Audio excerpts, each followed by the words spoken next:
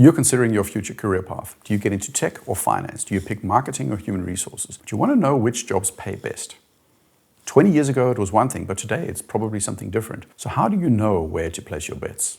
You can just Google highest paying jobs, but the thing that's interesting to explore is why are these jobs higher paying? What are the mechanisms at play? What does it mean for your choice of career path? I'm Mike. I've got 25 years of experience from pharma, tech, and consulting. I've held C-level roles in human resources in international companies, and I have degrees in business, human resources, and psychology. On this channel, I cover business and careers. I analyze and pick apart why companies do the things they do, and I provide advice on careers and navigating the corporate world. Today, it's about unpacking what roles pay really well and why, and giving you the tools to figure out where the good options are. Let's get stuck in. No big surprise, but the first thing that impacts salary is supply and demand. Good old-fashioned market economics. When an economy is hot, there's labor shortages and companies are in growth mode, demand skyrockets and almost always outstrip the short-term supply. This applies to baristas in coffee shops, it applies to software developers. Post-COVID, there was a period of time where restaurants had incredibly hard time finding staff. People had been laid off under COVID, and a lot had realized that they didn't want to go back to the stressful and underpaid life that is the restaurant and service industry. Briefly, supply was low and demand was high, so firms did to some extent choose to pay more to get staff. Tech, as an example, more broadly, has been through this as well.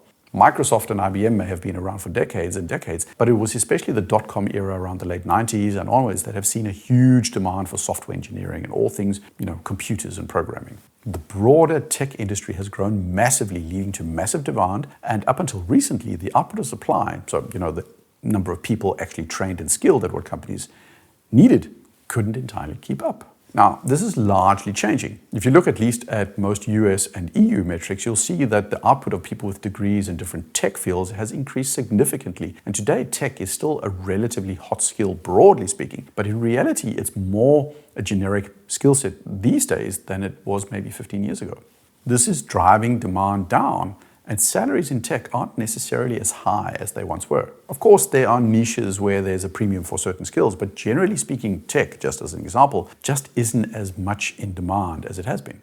Now, there's the generic demand thing driven by growth, exemplified by the growing tech sector, but you can pick that apart a little bit more.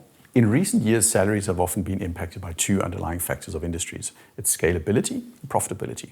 So what is scalability? Well, I'll ask you this question. Think of a school teacher. What is the upper limit of students a school teacher can teach before the quality of the teaching just isn't good anymore? Is it 5 students, 10, 30, 100? Wouldn't you at least intuitively agree that there is some optimal and fairly limited scope of the teacher's impact? What about a psychologist or therapist? Again, there's a clear limit. If every client needs an hour a week, there's a clear limitation to how many clients can be served. The objective limits of linear time constrain the scalability of a single therapist's capacity for one-on-one sessions. Now, a good therapist can charge more per hour, but they don't have more hours to charge. But what about tech, as an example? Think of Tetris. This was a game that was sold in 35 million copies and was designed by one guy.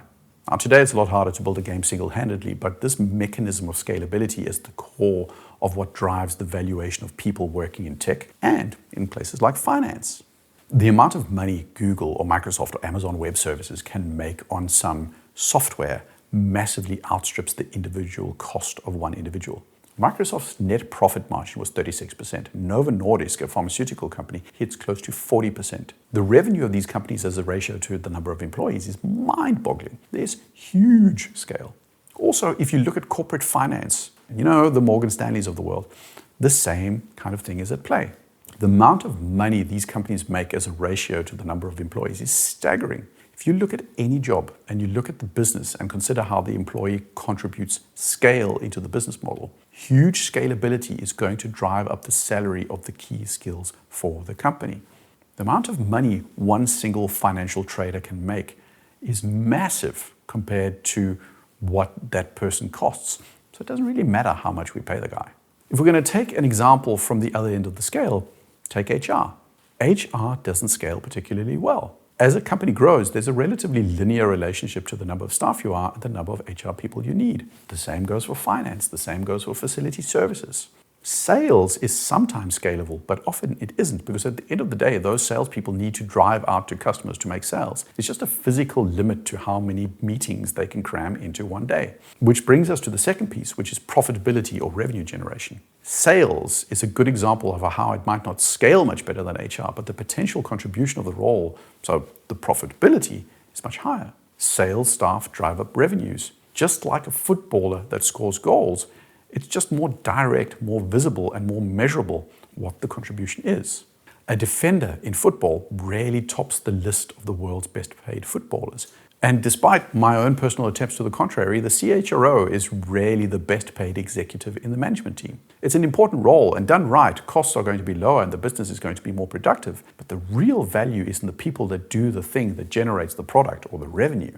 Now, as for me, I'm still interested in scaling my little channel. I want to reach out to as many people as possible and help them to understand how businesses work. And that happens by you subscribing, as it spreads the word across YouTube. So if you're enjoying my content and find it useful, then click the subscribe button below. It's hugely appreciated. Thanks. Next up is complexity. This is where skill and competence and how difficult something is comes into the mix. New things are harder to do. New technologies, new markets, new products. When the historically big combustion engine car manufacturers started to transition to EVs, this was difficult for them. It's not just that they needed tech staff and a lot of them, but transitioning an entire design, R&D, and production setup to a digital EV world was complex on an organizational level, but also at an individual competence level. And this meant that a lot of key roles, at least, saw upticks in the salaries for certain skills in the sector itself. So like I said, complexity is often linked to new technologies, but it can be industry or product specific. It holds true that things that are considered difficult generally pay better. Industry maturity is a funny thing because over time it's the equalizer for a lot of jobs. Tech, again, is by far the best example of this. Today you hear more about how companies like Intel, Meta, Google, Microsoft are laying people off. There are tons of reasons for this. In Intel's case, it's also because they've mismanaged their business. But one thing that is common is that the industry is maturing as a whole. Growth isn't gone by any stretch of the imagination, but the big players are consolidating. They are settling in and they are doing what all big companies do. They settle into a mode where they look to be more efficient in terms of organization, priorities, and processes. This basically affects the demand side of the equation. But the key is big, stable, mature companies and industries just don't have the need as much to pay a premium for skills. One employee is not going to make or break their bottom line, so they're not going to pay a premium for anything other than a very limited number of key roles. Being an airline pilot just isn't as profitable as it once was. Being in automotive is not as good a proposition for high salaries as it once was. But go to clean energy, there's money there. Go to energy trading, there's money there. Science always pays better. Always has, always will. Human skills, soft skills, process skills, they're all the rage, but in a battle of a role that needs somebody that can do complex math versus a person that can do complex negotiations, the math guy is going to get paid more. This channel isn't going to go into the whole historical reasons for all of this, but suffice it to say, the more hard skills, the more science there is in your skill set, the more somebody is going to be willing to pay for you. Second to last thing, proximity to the product. What are you doing? And how far in the organization is it from doing or making the thing that generates the money? Procurement can be a huge cost saver for a company, but largely they're just further away from the engineers making the product. The project managers overseeing the design of an entirely new bridge are going to make more than a project manager in the same company rolling out Workday. One project manager is close to the product, the other project manager isn't.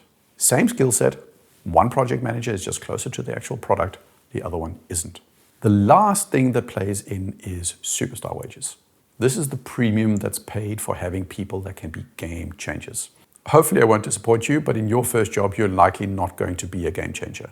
Kylian Mbappé gets paid a superstar wage because he sells a lot of tickets and t-shirts, but also because he is believed to be so good that he could radically impact the performance of a team over a season. The same goes for CEOs. Largely, I don't think that there are many CEOs that are truly worth 100 or 200 or 300 times an average employee. But the reason so many of them still get that kind of salary is driven in part because everybody else is paying it, so you kind of have to. But more importantly, a superstar CEO, if they succeed, can be massively impactful on the stock price and the bottom line in a way that far outstrips whatever they actually cost. Like I said, personal opinion, most of them are probably not worth it, but when they are, they really are. These superstar wages do in some part rub off on organizations. McKinsey, top-tier consulting firms are at least aware of the effect of superstars. So largely McKinsey pays high salaries because the revenue per employee ratio is massive. The value creation of consulting work is massively scalable, and it's considered complex work that few people can do. And yes, for the most part, it's a numbers thing. All those things drive up the price of the wage, but it's also about hiring people that could be potential superstars down the road. When bringing in a new batch of, let's say, 100 graduates to McKinsey or Boston or Bain, paying a little bit extra to be entirely certain that you are actually getting the top 100 best and not just people that are in the top 1,000 is just, inconsequential. So you pay a little bit more in the hope of snagging a future Kylian Mbappé. And sometimes you'll get yourself a Neymar, but even that wasn't a half bad decision, for a period of time. And then there's the last thing, wherever you are in the hierarchy. The higher up you are, the more you make, but you probably knew that already. So putting all those things together, in a capitalist world, you choosing to work with DE&I or ESG reporting can be fulfilling, but it's not going to break the bank in terms of salary. Your role isn't particularly scalable. It's not heavily science-based. There's some demand, but in no way comparable to the demand for people that know something about AI. You're also removed from the product, and it's not a role at the center of a booming economy. So if you want the big salary, you pick sciences that appeal to young, high-growth industries with high levels of scalability and low levels of industrial maturity. Or you just pick a company that isn't settled and big. They're not the ones that are going to be paying the most, almost ever. Make sure you work with the product, or at least you work really close to the product. That's how you're going to get the big bucks. I suppose it's naive of an old man with a track record I have to say, but you really should pick what you enjoy. But I'm going to say it anyway. Right now, tech is moving from being something that was guaranteed employment for life to being just another commodity job, just like so many others with no job security. Salaries in tech are not coming down, but they are leveling out. So you could chase the cash, and if you're hyper ambitious, that's likely what you do. But I would suggest that you at least consider what you actually find fun and interesting and fulfilling to work with. You can't take the cash with you anyway. From a money perspective, was it better that you chose science instead of human studies? Probably. But if you enjoy human studies more, that's probably the better choice. That's all I had for this time around. Hopefully you have a better understanding of the mechanisms at play in affecting salaries. Instead of a checklist of roles, you've now got some tools to make the assessment yourself now and in 5 years and in 10 years. And if you've enjoyed the content, then please subscribe below. Have a wonderful day and see you in 2 weeks. Cheers.